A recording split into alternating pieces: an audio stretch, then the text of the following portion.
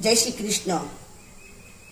હું અસ્મિતાબેન દરજી વડોદરાથી આપ સૌનું મારી દેવીની કિચનમાં સ્વાગત કરું છું। આજે આપણે વાલોર હાંડી બનાવવા જઈ રહ્યા છીએ, તો ચાલો ત્યારે આપણે શરૂ કરીએ। આમાં મેં શું શું સામગ્રી લીધી છે એ હું તમને બતાવું।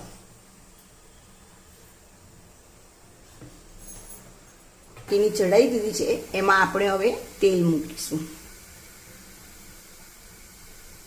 તેમાં આપણે હવે લસણ મૂકીશું।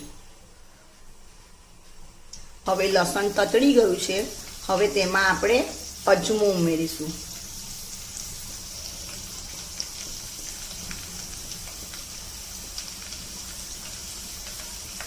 હવે તેમાં હું હિંગ એડ કરું છું। તેમાં હું લીલું લસણ એડ કરું છું।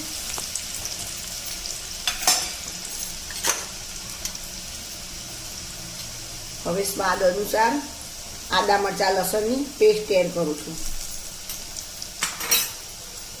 ટામેટા એડ કરીશું।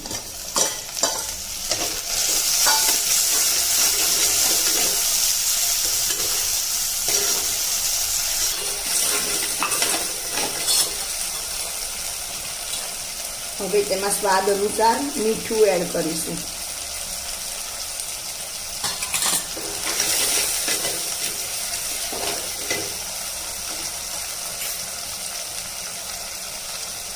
અહીંયા મેં લીલી હળદરને છીણી અને એક વાડકી જેનું સિમ્પલી તૈયાર રાખેલું વાડકીમાં એ લીધું છે।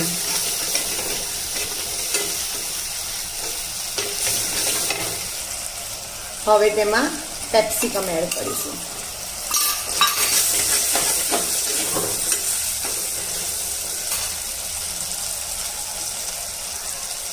હવે તેમાં વટાણા એડ કરીશું।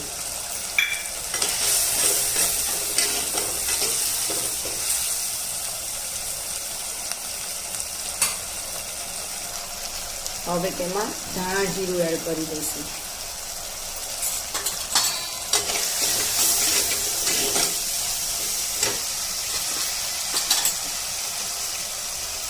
હવે તેમાં લાલ મરચું એડ કરી દઈશું।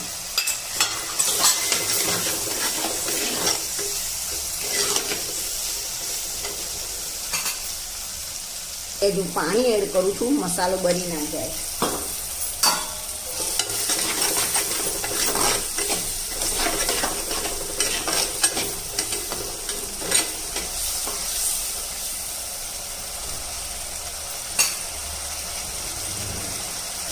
મસાલો આપણો સરસ શેકાઈ ગયો છે। વાલોર, બટેટા અને રીંગણ એડ કરીશું।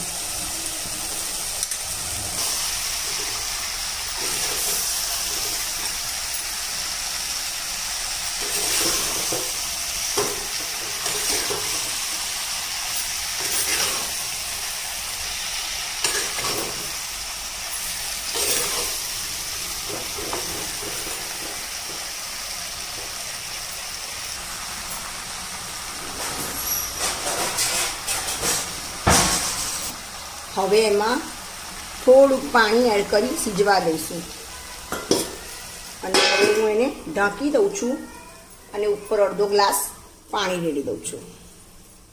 આપણે હલાવી દઈએ શાકને।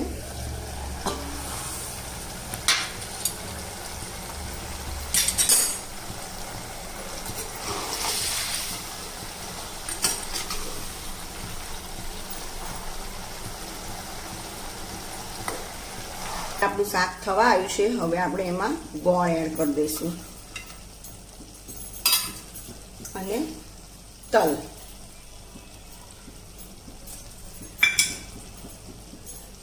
હવે આપણું ઊંધિયા જેવું હાંડીમાં શાક તૈયાર છે। તેમાં આપણે હવે ઉપરથી લીલું લસણ એડ કરીશું અને થોડા ધાણા।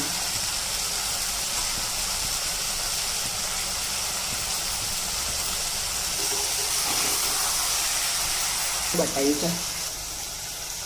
હવે આપણું ઊંધિયા જેવું વાલોરનું શાક તૈયાર છે.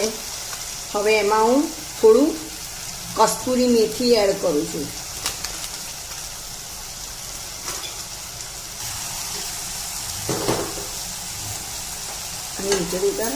આપણે હાંડી નીચે ઉતારી લીધી છે.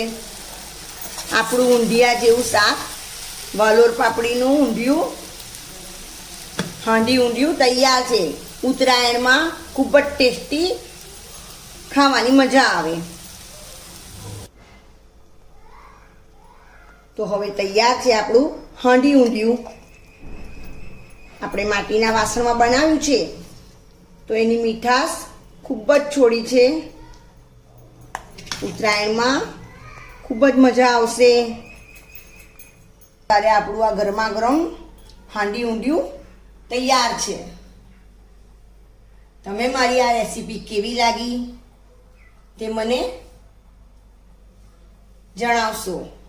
મારી ચેનલને લાઈક કરશો, શેર કરશો. ચાલો ત્યારે મારી આ રેસીપી તમને કેવી લાગી તમે મને જણાવશો. ફરી મળીશું નેક્સ્ટ વિડીયોમાં. બાય.